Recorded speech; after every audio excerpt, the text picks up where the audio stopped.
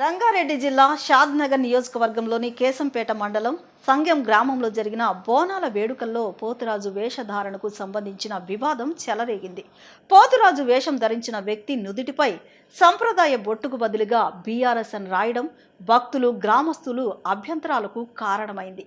ఇలాంటివి మనుషులు క్షమించినా దేవతలు క్షమించరని, దీని ఫలితం వేరేగా ఉంటుందని కొందరు భక్తులు అనుమానాలు వ్యక్తం చేస్తున్నారు. తెలుగు జానపద సంస్కృతిలో పోతురాజును గ్రామ దేవతల రక్షకుడిగా, శివుని అంశగా భావిస్తారు.